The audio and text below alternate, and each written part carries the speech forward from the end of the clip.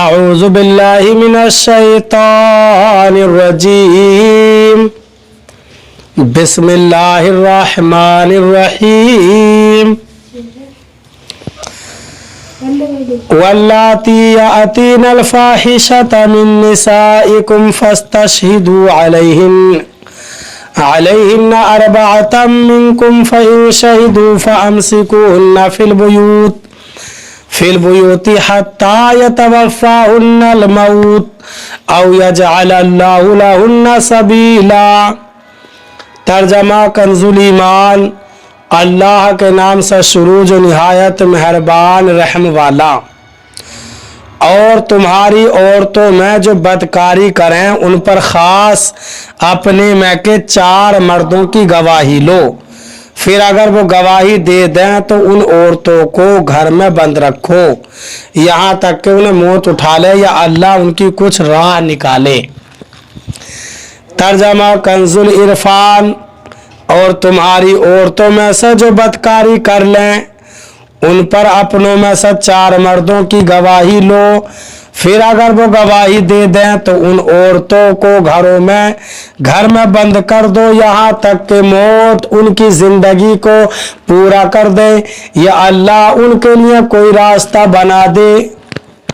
فَاسْتَشْهِدُوا عَلَيْهِنَّ أَرْبَعَةً مِّنْكُمْ، ان پر اپنوں میں سے 4 مردوں کی گواہی لو۔ مسلمانوں میں سے جو عورتیں زنا کا ارتکاب کریں ان کے بارے میں حکم دیا گیا کہ ان پر زنا کے ثبوت کے لیے 4 مسلمان مردوں کا گواہ ہونا ضروری ہے جو عورتوں کے زنا پر گواہی دیں۔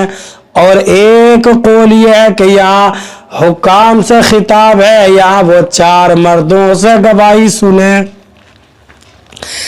زنا کا ثبوت گواہی سے ہو تو ضروری ہے کہ زنا کے گواہ 4 عاقل بالغ مسلمان مرد ہوں، کوئی عورت نہ ہو، چاروں نیک اور متقی ہوں اور انہوں نے ایک وقت معین میں زنا کا مشاہدہ کیا ہو جیسے سرمدانی میں سلائی، نیز یہ چاروں گواہ حلف شرعی کے ساتھ گواہی دیں۔ اگر ان میں سے ایک بات بھی کم ہوئی تو زنا ثابت نہ ہوگا اور گواہی دینے والے شرعاً 80 کوڑوں کے مستحق ہوں گے۔ فَأَمْسِكُوهُنَّ فِي الْبُيُوتِ، ان عورتوں کو گھر میں بند کر دو۔ زانیہ عورتوں کو موت آنے تک گھر میں قید رکھنے کا حکم زنا سے متعلق کوڑوں اور رجم کی سزا مقرر ہونے سے پہلے تھا۔ جب زنا کی حد کے بارے میں احکام نازل ہوئے تو یہ حکم منسوخ ہو گیا۔ زنا اور قذف کی سزا کا بیان سورہ نون آیت نمبر 2 اور 4 میں بیان ہوا ہے۔ اس آیت میں زنا کرنے والوں کی اس سزا سے متعلق بعض احکام بیان ہوئے۔ اس مناسبت سے ہم یہاں زنا کی مذمت پر 4 احادیث ذکر کرتے ہیں تاکہ مسلمانوں پر زنا کی قباحت و برائی مزید واضح ہو اور وہ اس برے فعل سے بچنے کی کوشش کریں۔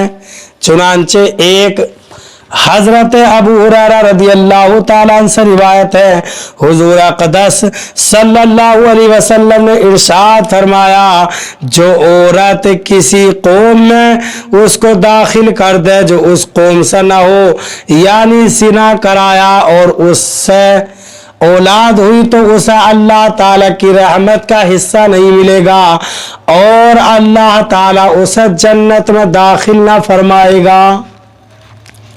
2 حضرت عبداللہ بن عباس رضی اللہ تعالیٰ عنہ سے روایت ہے، رسول کریم صلی اللہ علیہ وسلم نے ارشاد فرمایا، جس بستی میں زنا اور سود ظاہر ہو جائے تو انہوں نے اپنے لیے اللہ تعالیٰ کے عذاب کو حلال کر لیا۔ 3 حضرت عمر بن عاص رضی اللہ تعالیٰ عنہ سے روایت ہے، نبی اکرم صلی اللہ علیہ وسلم نے ارشاد فرمایا، جس قوم میں زنا ظاہر ہوگا وہ قحط میں گرفتار ہوگی اور جس قوم میں رشوت کا ظہور ہوگا وہ روم میں گرفتار ہوگی۔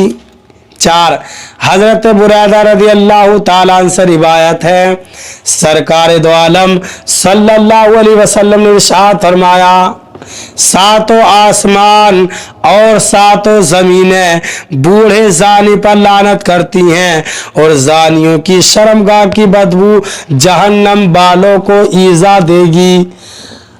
اللہ تعالی ہمیں قرآن پاک پر صحیح معنی میں عمل کی توفیق عطا فرمائے اور اس فعل بد سے ہمیں ہر مسلمان کو محفوظ فرمائے۔